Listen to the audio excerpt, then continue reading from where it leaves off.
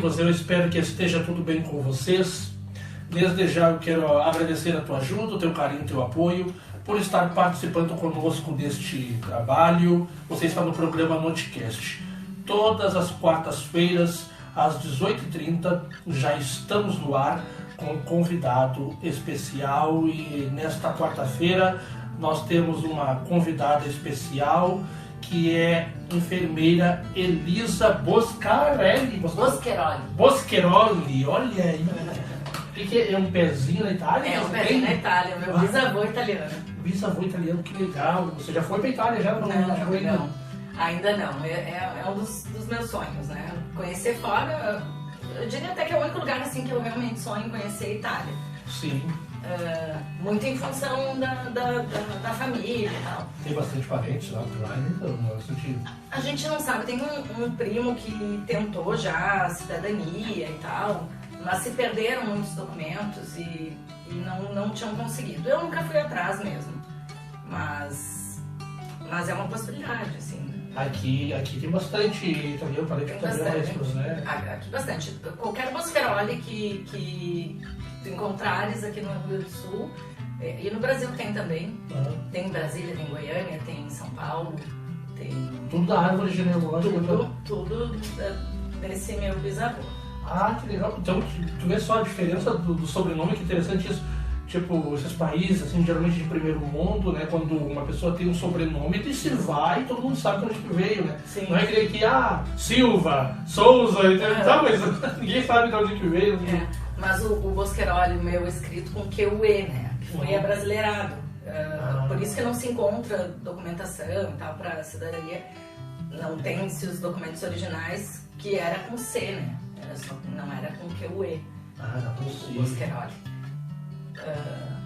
Mas aqui, pra Barra do Ribeiro, Tapes, também tem uns Boscherolis. O meu bisavô casou em Barão do Triunfo, que é ali pertinho de São Jerônimo. Já tava pra cá já, sim. Tá, que legal. E vem cá, o que veio primeiro? O poema ou a enfermagem? Veio meio junto. Porque eu comecei a escrever em 2003. E eu estava no meio do curso técnico de enfermagem. Então tem alguns poemas, inclusive, escritos assim, na saída de estágio. Pensando lá no estágio do HPS, por exemplo. Foi nessa época. Eu fiz uma parada de ônibus na Oswaldo Aranha, na frente do HPS, e na saída ali. Então foi mais ou menos naquela época que eu já estava cursando o técnico de enfermagem. Como é que você chegou em Eldorado? Você sempre foi de Eldorado? Como é que ficou aqui? Não, Eldorado, eu tô há 7 meses trabalhando aqui no pronto atendimento. Ali na UPA? Não, você trabalha ali? Trabalho ali. Eu sou plantonista da noite. Então ontem à noite eu estava de plantão, hoje meia-noite folga. Porque como técnico de enfermagem eu já atuo há 19 anos. Me formei em agosto de 2004 e já iniciei na Santa Casa, trabalhei 10 anos lá. Só saí de lá quando passei no concurso na Prefeitura de Porto Alegre, que eu atuo atualmente como técnica no Hospital Presidente Vargas.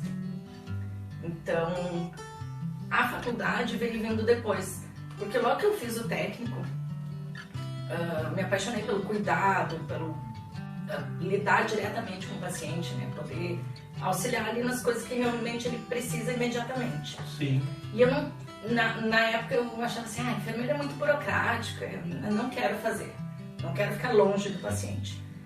Mas aos poucos, ali, eu comecei em 2004, em 2008, 2009, eu comecei já a enxergar outras coisas. Tipo, não, eu posso fazer muito mais pelo paciente fazendo a graduação. E aí que eu fui iniciar a faculdade, eu iniciei em 2010, lá na UBRA Gravataí. Cursei metade do curso, mais ou menos uns 3 anos, e precisei trancar, daí fui chamada na prefeitura, precisei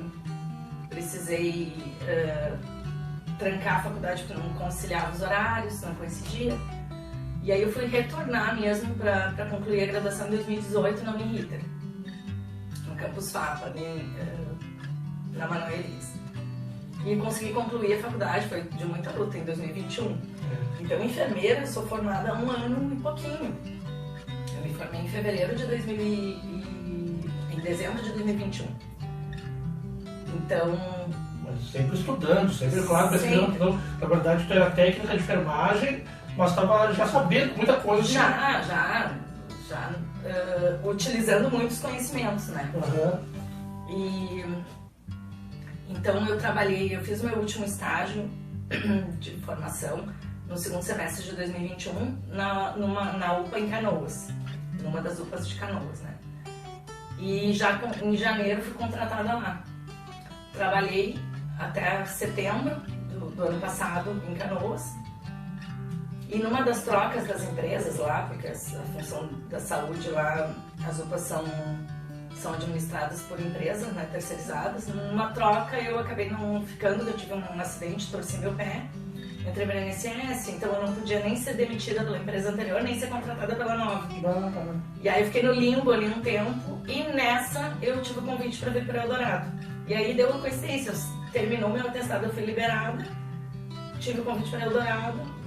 E na questão de logística também, porque eu moro em Alvorada, trabalho em Porto Alegre e trabalhava na época em Canoas, então era sempre uma loucura, assim, né, de Uber, ônibus. Eu passava muito mais tempo em trânsito do que às vezes no trabalho ou em casa, né? E aí eu digo, o Eldorado, vi a oportunidade, facilita quando eu tiver que sair de Porto Alegre, né, muito mais perto e tal. E uma vaga noturna também me facilitou na questão de logística, de ter um pouquinho mais de tempo.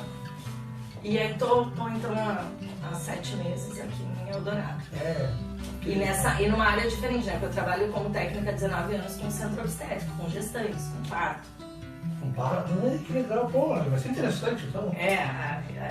Adoro. Tanto que eu tô fazendo a especialização em obstetrícia, né? É uma área que eu gosto muito. Mas quando eu estava finalizando a faculdade e fui escolher o campo de estágio final, tinha a possibilidade assim, até de um estágio na área de obstetrícia, né, de alojamento conjunto e tal. E eu pensei assim, não, é a minha última oportunidade de aprender, de estar lá, né, cumprindo o papel de enfermeira, mas com supervisão. Vou fazer alguma coisa que eu não sei, que eu não tenho tanta experiência, né. Então eu fui para a área de adulto. Fiz monitoria em saúde do adulto, né, que eu auxiliava o professor titular nas aulas práticas no laboratório.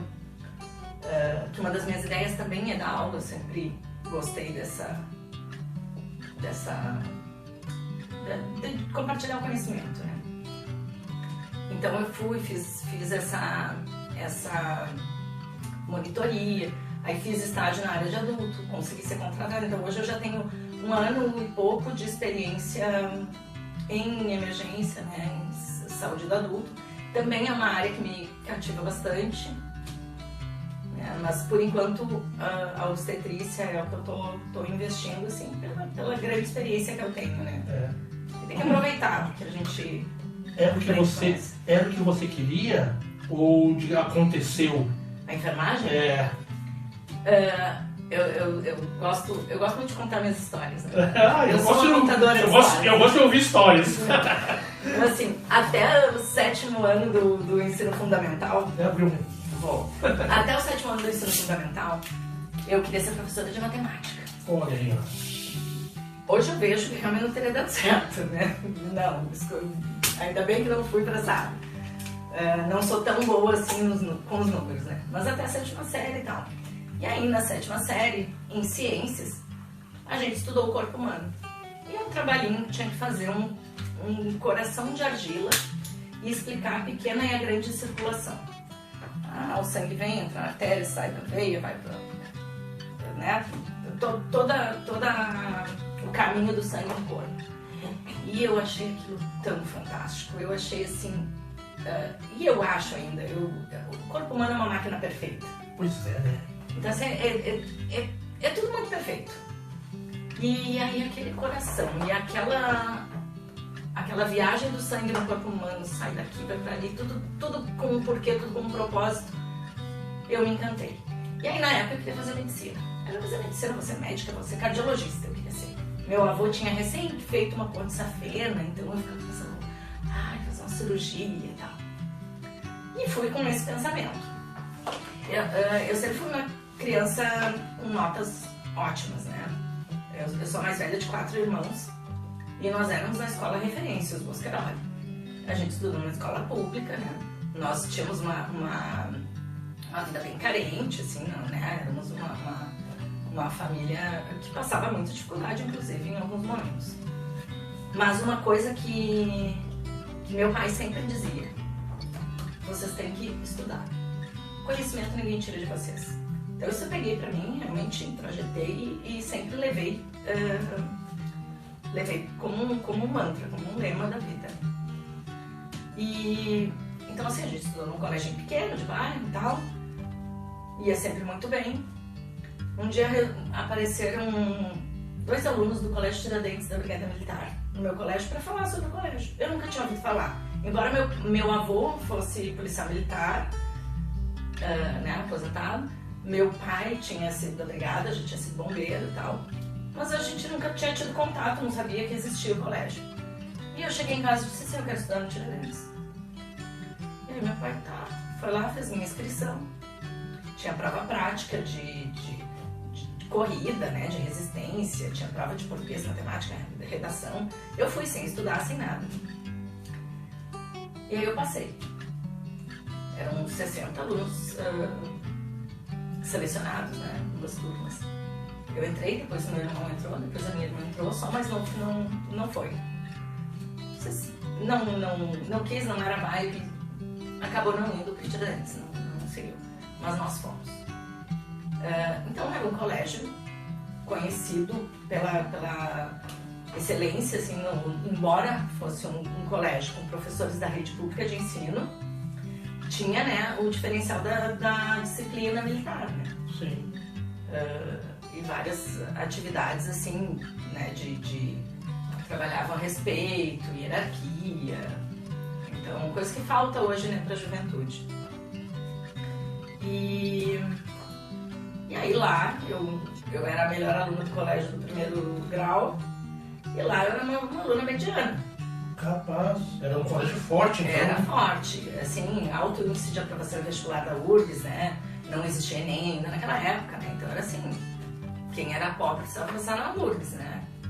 Então não tinha muita escolha. E eu fui para o meu primeiro vestibular para medicina, era o que eu queria. E eu fiz uma média muito boa para qualquer outro curso, mas para medicina, não, longe de entrar, né? E na época, aí alguém diz, fala, mas quem sabe fazer enfermagem, depois tu aproveita cadeiras, não sei o quê. Então eu fui fazer vestibulares para enfermagem, que eu cheguei a tentar antes de começar o técnico, querendo aproveitar para medicina. E eu nunca consegui passar num vestibular da URGS, né? Eu nunca fui também muito estudiosa, assim, de virar noites estudando, fazendo resumo. Eu aprendo muito mais ouvindo, né? E acompanhando ali a linha de raciocínio e tal, do que virando noite e lendo. Eu também. Né? Eu também tenho essa facilidade de aprender mais ouvindo e vendo do que... Então, mas para passar no vestibular de medicina faltava, para passar no vestibular da URGS faltava. Eu também saí cedo de casa, com 18 anos eu estava casada já, morando junto e tal. Você meio que dei uma invertida nas coisas. E na época, a mãe desse meu namorado, né, que eu fui morar junto, ela era técnica de enfermagem da prefeitura de Porto Alegre. Tinha passado em 3º lugar no concurso. E ela um dia chegou pra mim e disse assim, Elisa, por que tu não faz o técnico, que é um curso rápido, né, em torno de 1 ano e meio, 2 anos, tu já tem uma profissão e depois tu vem e faz a faculdade, ele paga a tua faculdade e tal, né, se não conseguir passar na URGS. E aí ela me disse assim, tem um curso da Escola de Saúde Pública, que tá abrindo um curso completo, porque eles tinham feito 3 cursos complementares para quem era auxiliar, ia lá, cursava mais um tempo e saía com um certificado de técnico de enfermagem, porque o auxiliar estava caindo, né, já não se podia contratar mais auxiliares e tal. E aí eu disse, vou fazer. porque tinha prova, entrevista. Eu sou concurseira, né? E aí eu fui e fiz. Na época eu não era tão comunicativa assim, eu não tirei nota máxima na entrevista. Na prova eu fiquei em 12º lugar, eram 30 vagas. E aí na entrevista eu caí para 36. Eu, putz, 6º suplente, não vão me chamar. Quem vai desistir de um curso que na época era mais caro? Era um curso caro, se fosse pagar particular, né? Numa escola renomada, que é a Escola de Saúde Pública, tem em todo o Brasil, tem a nacional, tem as estaduais e tal. Eles fazem as residências multiprofissionais e tal. Eu disse, ninguém vai desistir, né? E ao mesmo tempo estava abrindo o mesmo curso na escola do Instituto de Cardiologia. E aí eu fui lá, fiz prova também e tal. Mas lá era pago e na época a minha sogra disse, eu pago pra te passar. Tá, beleza, vou cursar a técnica de enfermagem, isso estava decidido. Ia começar só em março. Em 21 de dezembro me ligaram. Tinha começado dia 2 o curso, 2 de dezembro, na Escola de Saúde Pública. Dia 21 me ligaram. Tem uma vaga, foi chamada como suplente. Só vai ter que te virar com o que já foi feito até agora. Eu sei que tinha vários trabalhos e tal, fui atrás, corri atrás. E consegui então fazer o curso de graça, né? Através desse concurso e tal. Um curso que era com ênfase em saúde pública. Então já tive ali muito contato, né, com a questão de legislação de SUS e tudo mais. E me formei em 4 de agosto, em 5 de outubro. 4 de outubro. Me formei em 7 de agosto. Em 4 de outubro eu estava contratada na Santa Casa. Que legal. E só saí de lá pro concurso mesmo, né? Qual é o trabalho realmente de um técnico de enfermagem? Qual é o trabalho dele lá dentro? O que ele tem que fazer? O técnico de enfermagem, ele vai... as principais atividades, né? São as medicações, a administração de medicações, higiene e conforto, né? E é quem faz... Quem tem mais contato com o paciente, né? É a ponte, é o mais próximo do paciente. Porque o médico normalmente faz a ronda e passa uma vez por dia numa internação, por exemplo. Uma vez por dia vai lá, avalia o paciente, troca a prescrição e tal. Mas é o técnico que vai administrar essa medicação e que vai ver se a medicação teve algum efeito colateral ou se não está fazendo efeito, o paciente está trazendo outras queixas ou queixas de pior ou de não melhora, né, com o tratamento. Ou qualquer intercorrência durante o turno, né, que ele está ali cuidando do paciente. Então é quem está, o operacional, né, o que faz mesmo a saúde, né?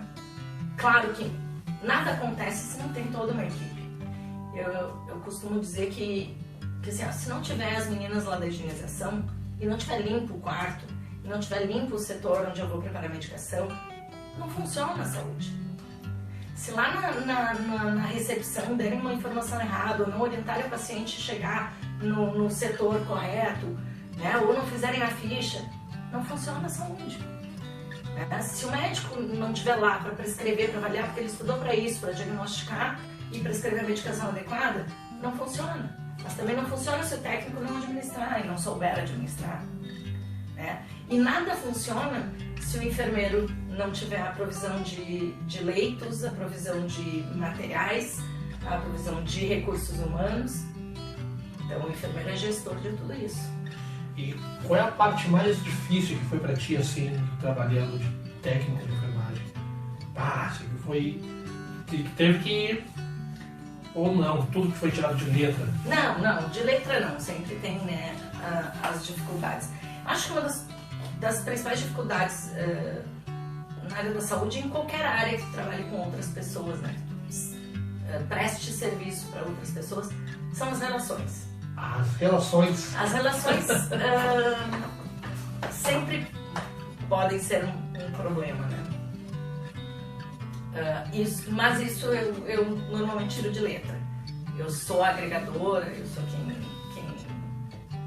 quem junta, né? Sim. Ao menos eu tenho isso como propósito e procuro sempre trabalhar nesse sentido. Então tem uma rixa assim, muito assim, né? Existe uma disparidade salarial, né, entre médicos e enfermeiros. Ambos são graduados, ambos Sim. estudaram. Médicos estudam 6 anos pelo menos de graduação e aí fazem a especialização, né, a residência e tal, de no mínimo 2, 3 anos, depende da especialidade. Os enfermeiros, 5 anos de graduação e às vezes ali mais 2, 3 de residência, 2, 3 de especialização também. Assim, e são trabalhos diferentes, complementares, né? Como eu tinha explicado antes aqui. Se o médico não diagnosticar, não prescrever e o enfermeiro não providenciar aquela medicação naquele setor ou aquela sala específica com um determinado material que precisa para uma cirurgia, nada funciona. Então precisa dos dois. São duas ciências complementares. E existe ainda muita rixa, né,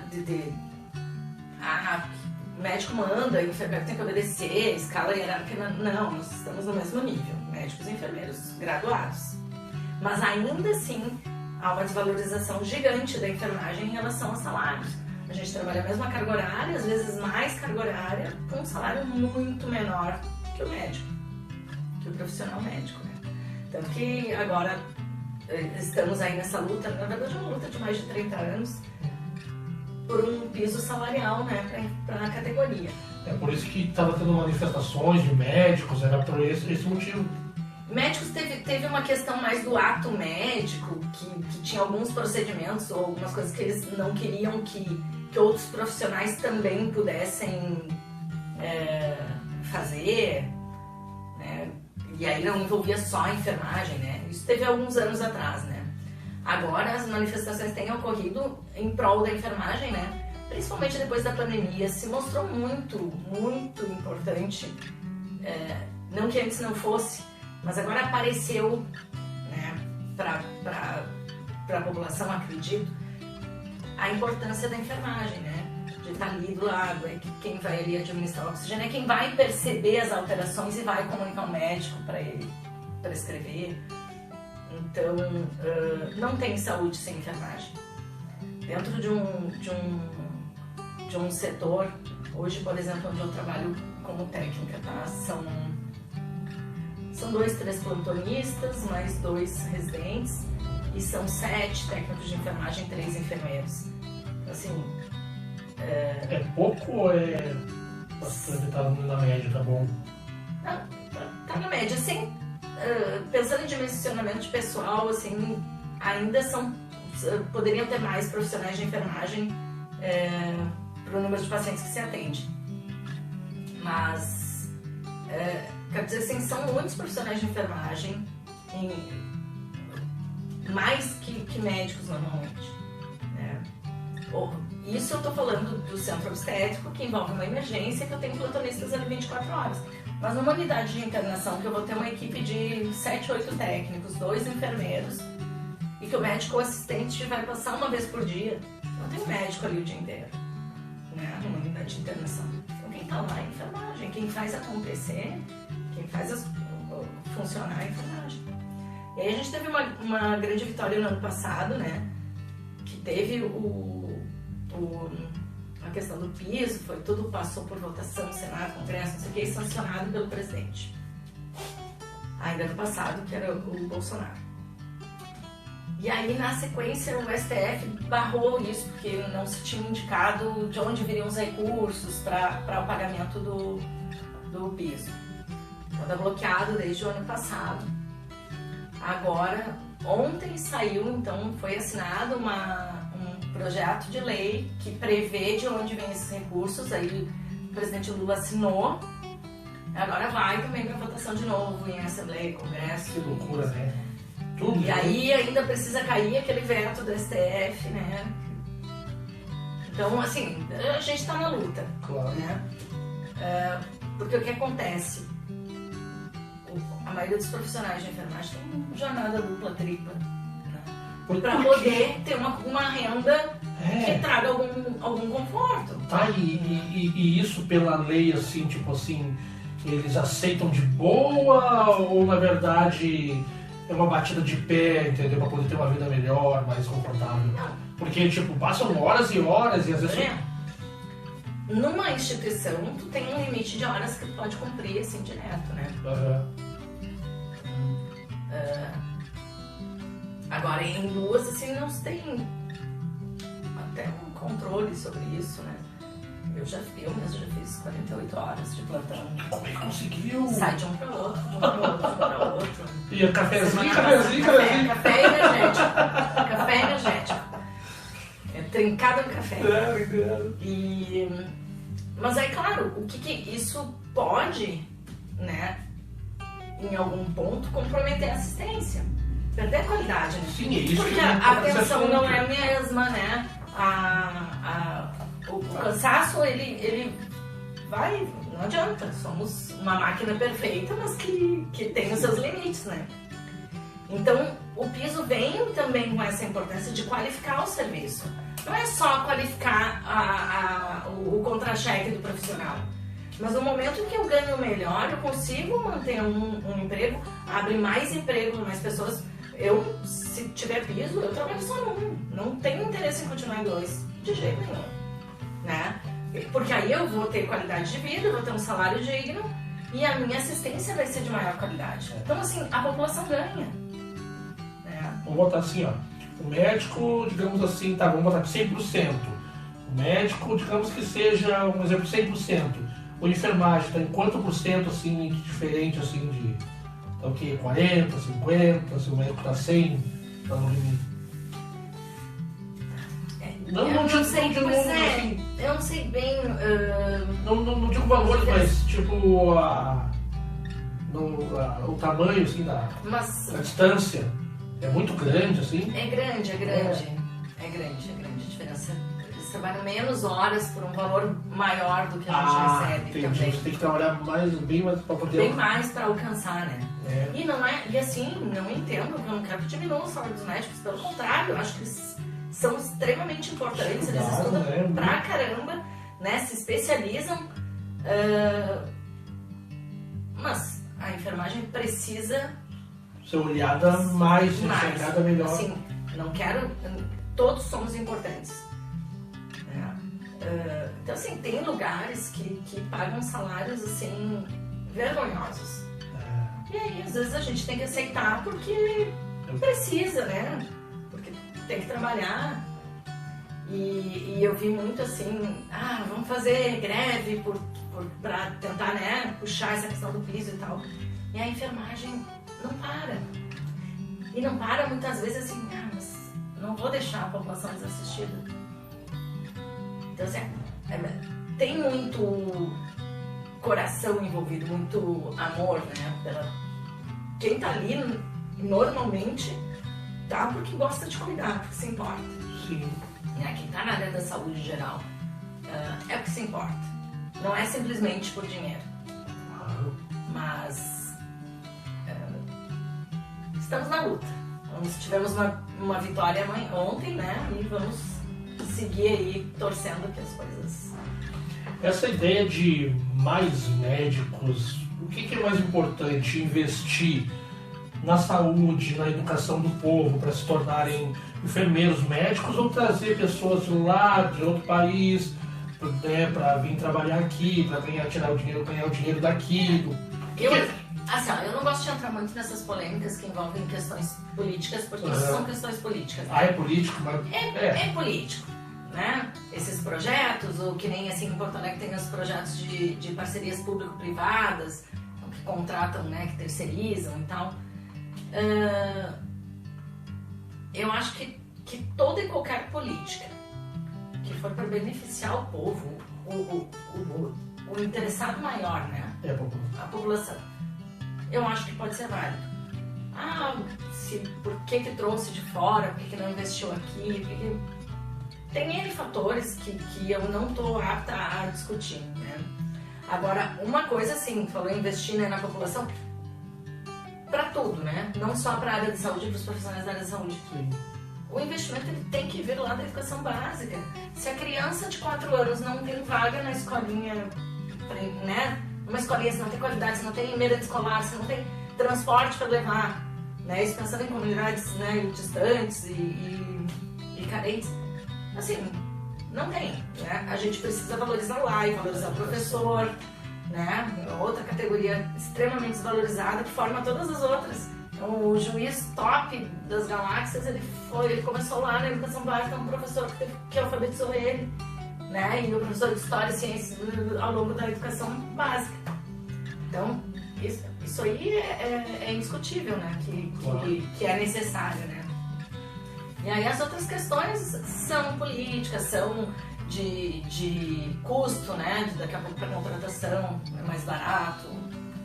Se a população estiver assistida, eu assino embaixo. Se o projeto funcionar para a população estar assistida. Ah, boa.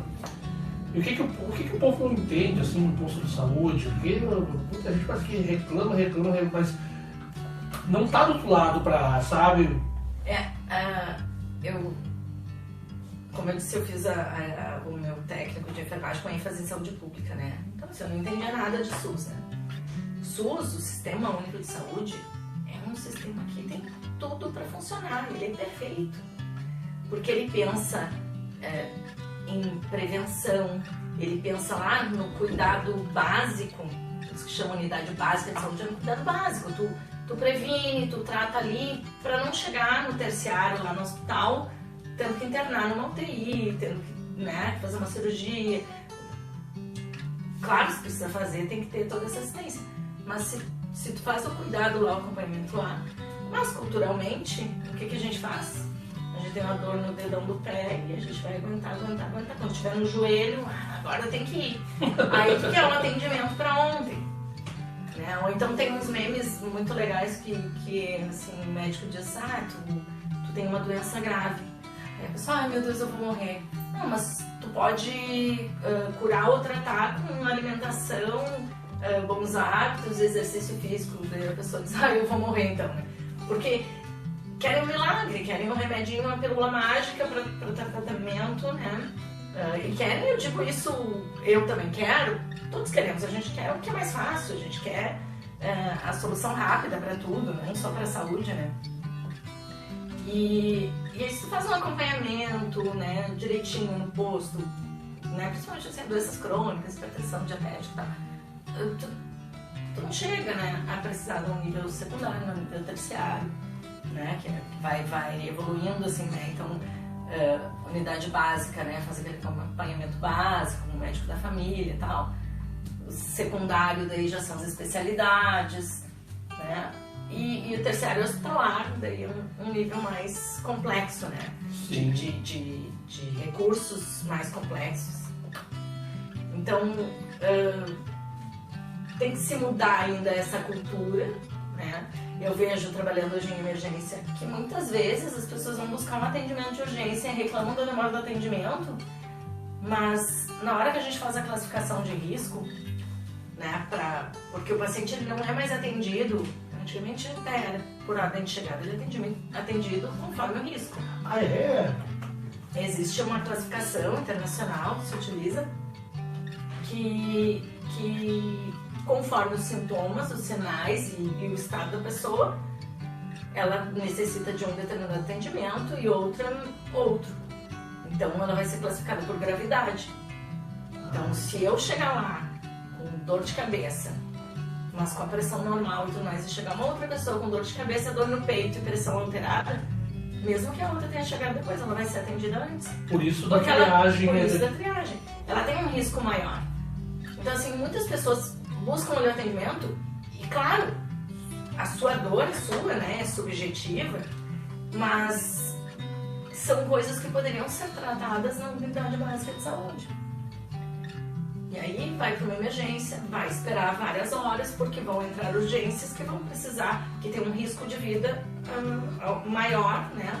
Ou que precisa de um atendimento mais rápido, de um exame mais rápido, vai passar na frente. Então isso também é cultural, né? Claro. E às vezes dá essas polêmicas e tal. E o SUS era para funcionar muito bem nessa questão de encaminhamentos e tal. Mas sim, são poucos serviços ainda, né? Se a gente for pensar no número da população, precisava ter muito mais postos, muito mais hospitais, muito mais profissionais, né? Faltam profissionais em todos os setores da assistência à saúde. Faltam médicos, faltam enfermeiros, faltam, né? por N fatores também, de custos políticos e de estrutura, né? E de qualificação. Às vezes precisa de uma determinada qualificação e não tem um profissional com aquela especialização, enfim, né? Com aquela expertise, e aí falha, né? Então às vezes vem, não tem médico no posto, e daí assim, aí o médico tá ali, tá ganhando pouco também, o médico também ganha pouco, às vezes, né? E aí vai pra uma oportunidade melhor, aí fica o posto desassistido, ou no hospital, ou, né? Isso acontece. Então... Acontece também, né? É bom você ter esse outro lado, assim, porque, não, eu sou bastante paciencioso, né? Mas claro, já fiquei 3 horas esperando, assim, com a minha filha ali, minha filha, e eu não entendi, mas por que demora tanto? Claro, também tem todo esse lado, às vezes alguém está de folga, outro médico pode estar doente, o outro pode ter saído indo para outro para ganhar. Todos esses detalhes mesmo. Sim, tem tudo isso, né? E às vezes, assim, como tem, né, videozinho na internet, a internet é um perigo, né? Que estavam todos sentados e não estavam me atendendo. Ou né, estavam comendo, sim, porque o profissional de enfermagem ou o profissional médico no hospital, ninguém pode comer, né? A gente não come, a gente não dorme. Não, tem que trabalhar 24 horas sem comer, sem ir no banheiro, às vezes fazer um xixi. Então, e às vezes é isso, às vezes é um plantão inteiro que tu não consegue sentar na cadeira. Mas, sim.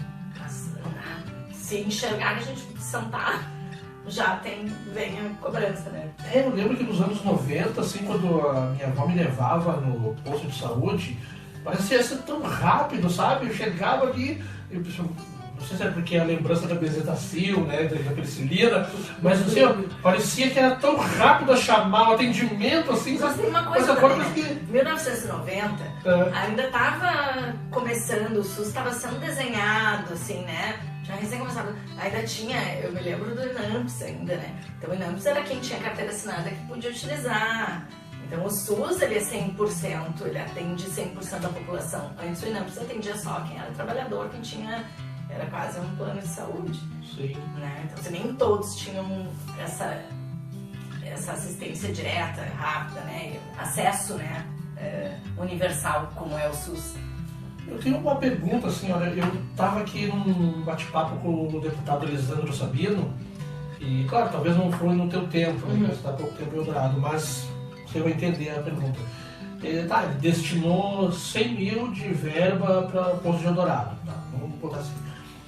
Para que vai esses dinheiro quando vai para posto? Porque parece que as mesmas, tá do mesmo jeito. O que acontece, você sabe dizer? As coisas são caras lá dentro? São muito caras, né? Os aparelhos são muito caros. Então, um aparelho para fazer um eletro é caro, um aparelho de raio-x. E são máquinas, né? Que com uso estraga. Sim. Né? Estraga, e aí, às vezes, tu tem um só aparelho e tu usa muito, sei lá, um eletrocardiograma. Tu repete muitas vezes em 24 horas, né? Então a chance de estragar, ou de um componente estragar, ou não um contato no fio e tal, e aí tu fica sem esse tu não sei dizer quanto custa, né? Claro, mas, sim, assim, não, sim. Custa muito, e aí quando são serviços assim, municipais, tem todo aquele lance de licitação, não sei o que, para compra, então leva um tempo, né? Autoriza, tem 2, 3 orçamentos, sei lá, não sei bem como funciona, mas existe essa, não é assim, vou ali na esquina, vou na Shopee e vou comprar, né? A gente vai ali pra internet, faz uma compra, 2 dias depois tá chegando em casa. Claro. Não, precisa todo esse processo, né? Porque daí tem essa verba, que daí tem que ser prestado contas, tem que ter a licitação, né? Pra diminuir, né, essas chances de superfaturamentos e tal. Então, lá no hospital a gente usa os MAPs, né? Que é pra fazer o monitoramento do coração do bebê. E os transdutores, eu sei que custam, eu acho que 7 mil, 10 mil cada transdutor, cada sensorzinho que vai na barriga do paciente. Puxa! Aquilo se cai no chão, se não é bem limpo, não sei o que, ele se estraga. Aí vai para conserto ou vai para troca, tem que ter uma licitação, tem que não sei o que. E aí leva tempo para voltar. Então, são custos altos os materiais, né, para assistência médica. Né, os próprios materiais, medicações e... Então, Não, eu pergunto porque, tô destinando dinheiro, mas parece que tá do mesmo jeito, o negócio, mas é que as coisas vão, né, se estragando. Claro que as verbas ainda para saúde, para educação, a gente sabe que ainda são muito poucas, a população cresce, e a gente não tem um aumento substancial dos serviços também oferecidos, né? Interessante isso. Também vê só aí, geralmente o povo só pensa num lado, mas se for a gente conversando, você mostra vários lados que podem acontecer, às vezes, por isso que uma coisa fica travada muitas vezes, né? E um dia que tu pensa chegar aí, quer ir mais além? Muito longe. Que mais? Eu vou coisa boa! Eu não pretendo parar tão cedo. Quer dizer, eu tenho projetos, inúmeros projetos. Então, eu tenho eles todos aqui e vou colocando em prática, e às vezes vão surgindo coisas novas, que nem agora na função da música, né? Então, eu sempre escrevi. Sim. Né? Eu tinha um blog, aí agora eu tenho um perfil no Instagram e escrevo onde eu tô no plantão, escrevo. Começou com que idade a escrever? Eu tinha 22, 23 anos mais. Começou tarde. Porque... Quando eu era novinha, eu escrevia meus diários, né? Aquela fase adolescente, aquela melancolia e aquelas dúvidas da adolescência. Eu sempre escrevi diário, sempre gostei, né? No caderno, na época de colégio, tinha ali os poemas que as pessoas escreviam, aqueles poemas bobinhos, tipo, sempre A, sempre B, sempre B com você, umas coisas assim. Sim. A gente já achava legal, aquelas rimas, aquelas coisinhas. Mas na época não me interessava tanto. Sempre gostei de redação, sempre fui bem, assim, na escrita, mas foi... Eu nem sei dizer como é que foi, assim. Eu sentei um dia e escrevi. E aí comecei a escrever e vi que dava certo, que eu gostava. E às vezes eu escrevo para situações, eu escrevo para pessoas, eu escrevo, né? Algumas vezes eu já fui para redenção, daí eu sento lá, fico observando as pessoas passando. E aí eu vou escrevendo sobre aquilo, sobre o que eu vejo. O que é um poema pra ti? Um poema tem que ser rimato, tem que ser o quê? O que é um poema pra ti? O poema... Pra você entender que é um poema, ou não é só um... como assim, eu nunca estudei sobre... Às vezes eu fazia rimado, assim, que ficava... Digo, meu Deus, como é que eu consegui escrever isso, assim, no automático, sem pensar na rima, sem, sabe? Mas pra mim são sentimentos, né? O que eu sinto, o que eu vejo, o que eu percebo do mundo, eu ponho no papel. Então nem sempre rima, nem sempre é bonito, às vezes é triste, melancólico, né?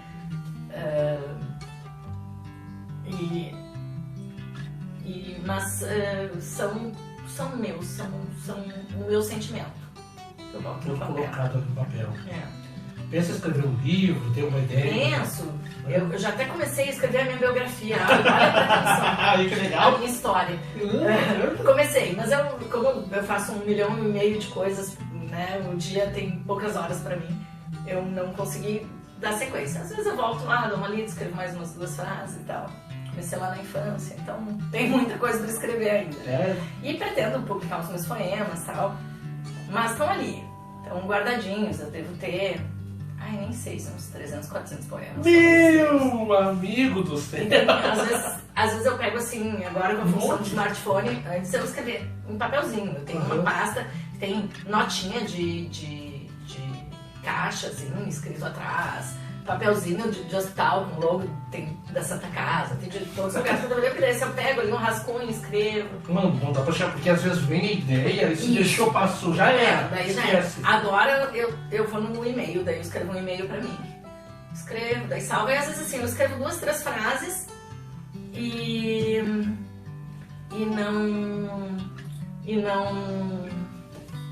não termino, tal, fica lá no rascunho, né? Mas eu vi que tinha alguém me questionando alguma coisa. E aí fica ali guardado, às vezes eu volto e sigo escrevendo, às vezes não sai dali, daquelas 2 frases, mas eu salvo todas as ideias, escrevo todas as ideias, né? Conta um poema pra nós aí, vamos ver. 1 ou 2 poemas aí, pode. Porque eu também sou poeta, eu também tenho meus poemas. Eu escrevo no notes do celular, né? E depois eu vou... eu não tenho mais paciência pra escrever em papel, em caderno. Eu gosto muito, eu Não tenho prefiro... paciência. Eu acho legal, gosto, mas a letra é feia também. Eu prefiro escrever no papel. Pra mim faz... sei lá, faz toda a diferença. Olha só, esse aqui eu escrevi num plantão, tá? Aqui em Eldorado. Olha aí, ó, galera. É madrugada. Na emergência, a equipe que não dorme está atenta e zela por quem sofre, por quem agoniza em dores, ou que sofre com medo da morte. Os anjos de branco seguram as mãos dos ansiosos, consolam familiares, administram medicações do corpo e para a alma. A enfermagem não dorme. Enquanto seus filhos estão em casa, enquanto a vida corre, a enfermagem segue aqui, cuidando de toda a gente que precisa, sempre com amor e alegria. E às vezes os nossos filhos estão em casa, os nossos familiares estão em casa, a gente está lá cuidando Sim. de outras famílias, né? É bom pelo fato de que passa uma mensagem até para enfermagem, para população, para todo mundo, né? Sim, vou ler mais um. Por entre as nuvens a lua vai, passeando e prateando o céu. E na escuridão dessa noite fria, vai também minha alma sozinha, te procurando nas memórias mais íntimas, como a sentir tuas carícias, e te beijar através da brisa, esperando adormecer para te abraçar nos meus sonhos, e amanhecer para te encontrar de novo. Muito bom, muito bacana. Então assim, são coisas, né? Eu acho muito legal. E você vai você só escreve ou você pesquisa algumas palavras também? Faz alguma troca de palavras? Algumas vezes eu já fiz isso, assim, que eu queria, porque eu tava rimando e aí faltou uma, e aí eu tento buscar um sinônimo, se fica repetitivo, eu busco. Mas normalmente eu escrevo numa sentada, né? Às vezes volto depois de ter escrito ele, daí volto, dou uma analisada, uma mexida. Mas normalmente ele vem, assim, de uma vez. Eu também, eu comecei com um canal de poema, mas o meu canal de poema estava demorando muito, eu comecei a trabalhar em canais de outras pessoas, fui deixando o meu de lado e parei, né? Eu gosto de escrever também bastante sobre a vida, sobre as coisas, assim, né? E eu acho muito legal. Eu tenho um livro que eu escrevi e tudo, né? E pretendo escrever outros, mas não é fácil. Assim, ó, que nem tu falou, ou a gente faz uma coisa ou faz outra. É difícil conseguir. É podcast, daí eu tenho meu trabalho secular, e aí tem isso, e aí tem as divulgações comerciais das empresas, e aí livro para fazer. Sim, a gente vai às vezes deixando. Exato. Eu também não paro de escrever, mas tá ali, né? E a música? A música. Temos uma compositora também, né? Pois eu também descobri compositora, né? Que legal, cara. Porque foi engraçado. Assim, quando o Éder começou Éder Santos, né? Só pra deixar claro, né? Pra quem não sabe, é o meu namorado. Ele tem uma banda e toca rock nacional e gaúcho. E quando a gente começou a se relacionar, e falando de poemas e coisa, ele disse, uma hora tem que musicar os teus poemas. E eu tava, só que eu fui pensar assim, eu nunca escrevi os meus poemas pensando em que eles virassem músicas. Vou estudar sobre isso. Aí fui pro Google, né? Como escrever uma música. Fui ler os negócios de... Eu não entendia nada, né? Nota musical, não sei nem o que é. E aí eu fui pesquisar como fazer, refrão e não sei o que. Fui tentar escrever. Eu escrevi uma. Não gostei. Aí fui ler uma outra coisa sobre como escrever, não sei o que dizer pra tu te inspirar em músicas que tu já conhece, né? Até a questão de melodia e tal. E aí eu escrevi uma pensando na melodia e gravei um áudio cantando o que eu tinha imaginado. Bem simplório. Aí mandei pro Éder. Tá. Ele, não, parece legal e tal, não sei o quê. E aí numa madrugada a gente mexeu nessa letra que eu tinha feito, tentou tirar um arranjo e escreveu mais 5 músicas. Que a gente não voltou nelas ainda. Mas um dia ele me escreveu uma mensagem, eu tava no plantão aqui em Eldorado à noite. E ele me escreveu uma mensagem, né, sobre coisas boas que estavam acontecendo. Ele assim, se for sonho... nem sei o que falar, se isso for sonho eu não quero acordar. E eu tipo, pouquinho que sou da música, né? E aí eu escrevi a música, fiz a gravação do áudio com a melodia que eu imaginei. E em meia hora o Éder tinha um arranjo, o primeiro arranjo. O Éder é muito bom, cara. O cara faz a música. E aí a gente. Ai dele que não. E a gente fez uma música que ficou maravilhosa, que foi aquela que ele tocou aqui, né? Que ele encerrou a entrevista contigo quando ele veio. Então agora a gente tá. Ele tem mais algumas músicas autorais já arranjadas, tudo mais que a gente vai registrar, vai gravar em estúdio e tudo mais, né? E se ele quiser gravar alguma minha também, tem alguma coisa pra usar pra ele também. Olha aí. Ele não tá de graça. Tá? Que legal. E como é que você se sentiu aí, sabendo que também consigo escrever? Não, eu acho isso fantástico. Eu acho que todos nós, a gente consegue fazer o que quiser. É só. Então, assim, eu não sabia escrever. Eu fui lá e como é que faz? E hoje com a internet tu tem muita informação. Claro que tu tem que filtrar, né, o que é realmente verdadeiro e tal, né? Hoje tem tantos fake news e tal. Mas para conhecimento tem muita coisa. Sim. Né? E para mim, missão dada é missão cumprida, né? Então, se eu me dou a missão, se alguém me dá a missão, mas se eu me dou a missão, eu vou fazer. Bacana, show. Tu vê só, o Éder teve que aparecer na sua vida para mostrar para você, não ele mostrar, mas para mostrar que você tinha um outro talento, né? Mas isso é uma das coisas mais maravilhosas dos encontros. Loucura. Sejam eles amorosos, seja amizade, seja no trabalho, a gente às vezes encontra pessoas que mudam, né? que precisam entrar na tua vida para tu enxergar uma outra coisa, um outro lado, um outro talento, ou enxergar que tu pode. E às vezes... E não só, até para deixar claro que não é só pessoas que entram, mas pessoas que saem, ou da forma de se afastar, ou da forma de morrer. Porque assim, abrindo um parênteses, né, eu sei que nós estamos conhecendo o seu trabalho, sua história, mas eu estou praticamente há 10 anos em Eldorado. Eu estou em Eldorado porque a minha irmã faleceu, aí a casa era minha, eu tinha comprado, tinha minha casa lá, aí eu vendi lá e vim pra cá, e depois que eu vim pra cá, conheci muita gente, muita coisa mudou. Tu vê só como pessoas tanto entraram e mudaram pra melhor a minha vida, quanto pessoas que saíram. Claro que eu não trocaria a vida da minha irmã por... Sim, mas são coisas da vida. Sim. Só Deus pode explicar uma coisa. Claro. E a gente precisa aproveitar essas situações, esses encontros, né? Que às vezes são momentâneos, às vezes, né, só por um tempo. E todas as pessoas que entram ou saem da nossa vida são lições, são aprendizados. E eu acho isso fantástico. Eu tenho um poema sobre encontros também. Quando o Éder falou, musicar teus poemas, eu me lembrei da história da Sandy Júnior, né? Que aí ela chegou assim com um poeminha, assim, umas 4 linhas pro camarada lá que trabalhava com uma casa da música, e disse, eu escrevi um poema, não sei o que, olha aqui, é bem legal. Daí ele, isso aqui dá uma música. E foi uma das músicas de mais sucesso dela, que era Olha que amor me faz. E tu vê só, né? É umas coisinhas, detalhezinhos, né? Só que nas artes eu já estava mais tempo também, né? Quando eu era adolescente, eu tinha terminado o ensino médio, 17 anos mais ou menos.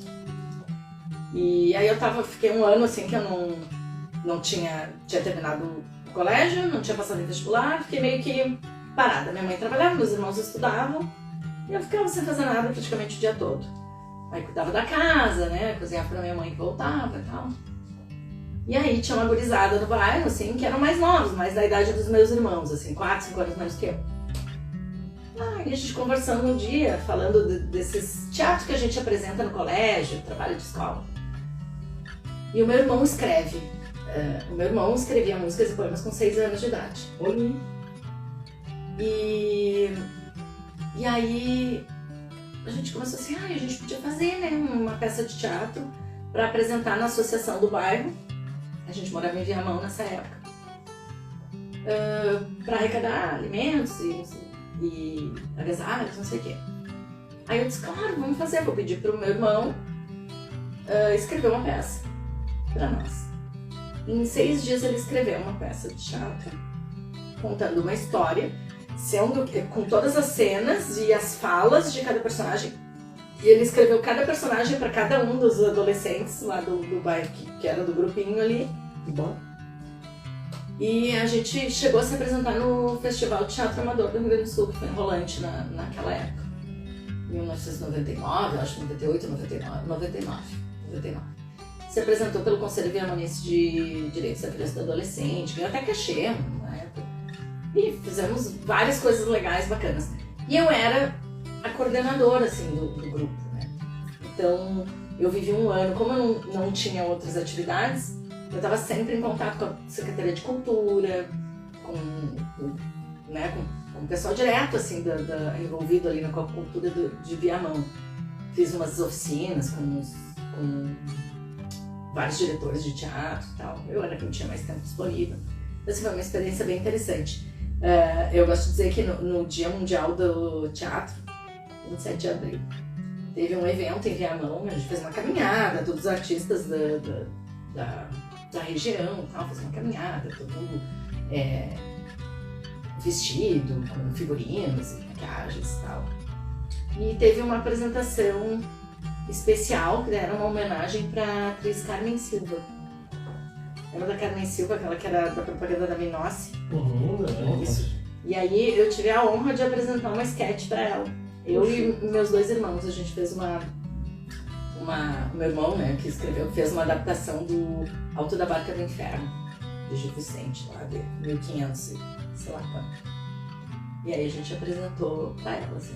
Então tem umas historinhas legais, assim, já nas artes. Nas artes, E você, que eu vi que é bastante inteligente, né, escreve bastante poema também, o que tu acha desses tipo de poemas, mensagens que ultimamente estão fazendo muito sucesso? Tipo, as mais antigas diziam: tô mandando um beijinho pra filhinha e pra vovó, só não posso esquecer da minha aguinha Pocotó. Pocotó, Pocotó, Pocotó, minha aguinha Pocotó. Só que hoje tem esses poemas, só que hoje tá mais... Esse ainda é bom, tem uns piores, tem uns assim, olha, que eu digo assim, oi. Terrível, né? Como é que pode, como mudou, né? Eu cresci cantando com meu pai e dançando. Meu pai não tinha nenhum envolvimento assim com a música, mas a gente se reunia, botava o toca-disco a 1000, né, o volume. Então ouvindo Raul Seixas, Tim Maia, Jorge Benjor, Caetano Veloso. Essa foi a minha criação, foi nesse, né, internacional, Rolling Stones, Michael Jackson. Era isso aí. Tenho mais uma pergunta só a respeito de enfermagem. Doenças, muitas novas apareceram depois de que você começou a atuar na área da enfermagem, técnico, assim?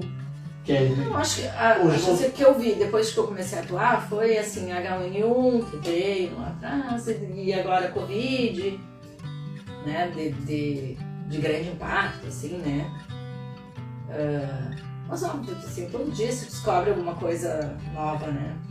Como é que foi na pandemia? Sabe que na pandemia, como eu sou diabética e hipertensa, logo que começou que ninguém sabia nada, né? Só sabia assim que tinha um risco aumentado para pacientes com essas doenças crônicas. Saiu um decreto, né? O pessoal trabalhava na prefeitura de Porto Alegre, então saiu um decreto que os pacientes com grupo de risco se afastariam do trabalho. Então eu fiquei a pandemia fora. Fiquei em casa, 10 meses eu fiquei. Então quando saíram as vacinas é que a gente foi liberado para voltar. E daí, né, já, alguma coisa já se sabia mais e tal, enfim. Então eu fiquei, eu não vivi a pandemia ali no front, né, de batalha. Acompanhei, claro, muitos colegas que a gente ouve falar, conhece, ou conhecido de conhecido, perdendo a vida em função do Covid e tal. ou trabalhando muito, ficando afastado da família, essas coisas assim. Mas eu fiquei em casa, não trabalhei no boom da coisa. De qualquer forma, no meu setor ali, não era, né, como não era clínica, né, eram gestantes, e as gestantes alto risco, elas iam para um outro hospital, né, que era referência daí, que tinha UTI e tudo mais. Então, claro que foi difícil, faltou insumo, faltou máscara, né, naquele início principalmente. Mas eu não vivi esse momento de desespero, assim. Teve um desespero dentro do hospital? Teve, claro. Muito, né? Muito medo, né? Envolvendo isso, porque muitas pessoas, né, perderam a vida. E os primeiros foram os profissionais de enfermagem. Os primeiros são os profissionais de enfermagem. Que loucura. Elisa, já vamos profetizar, doutora Elisa, doutora aqui. Ai, que maravilha, um excelente papo, né? É bom sempre a gente estar por dentro de Eu não falei nem metade. É. Já vai falar, passa voando, né? Não, eu falo pouco. Uma hora praticamente. Pois é. Não, eu quero deixar um abraço pro Éder aí, né?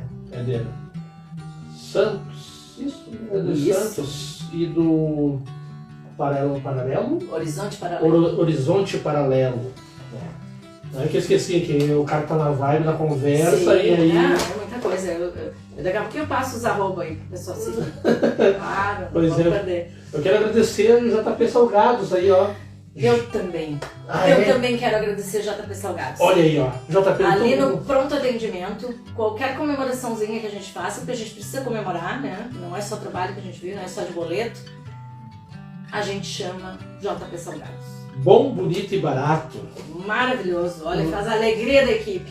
Então, se você quiser, segue lá, ó, aí no Instagram JP Salgados, que é muito bom o salgadinho deles e os caras são rápidos. Então, tomaram o Dourado. O Dourado é deles agora. O Dourado é do JP Salgados.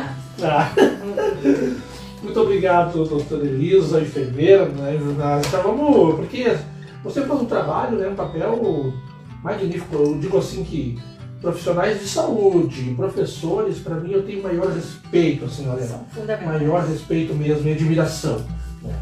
Eu quero agradecer você que está nos acompanhando, nos segue aqui no Instagram, que nos ajude nos seguindo aí, deixando seu like, siga lá também, lá, ó. @Elisa Boscheroli, tá? É o meu perfil pessoal.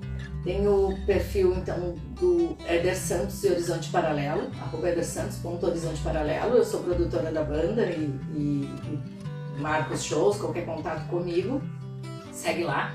A gente iniciou também um empreendimento que nem deu tempo de falar, que é uma hamburgueria. Não, vai, pode ir. Uma hamburgueria no bairro Sanandinho, Porto Alegre. A gente atende hoje de segunda a sexta, a partir das 3 da tarde, até enquanto tiver cliente. E que é Ladaias Burger. Segue também lá no Instagram, @Ladaias Burger.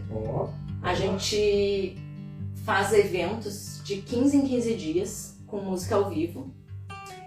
E em todo evento, além dos hambúrgueres já especiais, que são assinados pelo Éder Santos, que ele é multitalentoso,